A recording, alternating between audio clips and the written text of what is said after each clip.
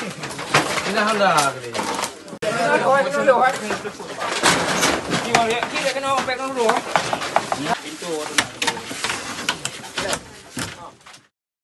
Akibat hujan deras disertai angin kencang di Desa Alu Imirah, Kecamatan Indramakmu, Kabupaten Aceh Timur, mengakibatkan 2 rumah warga rusak parah akibat pohon tumbang.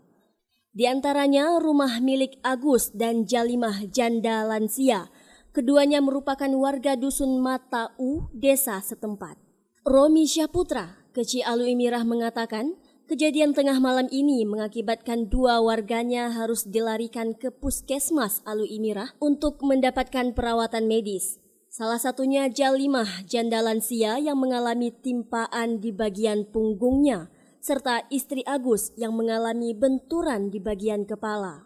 Menurutnya, proses evakuasi warga tersebut warga dibantu langsung oleh personil Polsek Indramakmu, Koramil Indramakmu serta pihak kantor camat dan aparat desa setempat. Oleh hujan deras dan angin kencang, warga kami di Kampung Alu Imirah ini terjadi kerusakan rumah dengan parah akibat tumbang pohon, yaitu di Dusun Matau, Desa Alu Imirah, Kecamatan Indramakmu.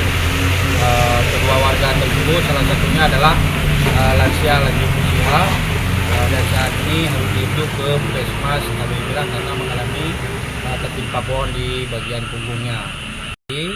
Juga mengalami kena di bagian kepala karena jatuh tertimpa benda-benda yang ada di rumah, dan saat ini juga barusan kita rujuk ke Puskesmas Alu Imirah.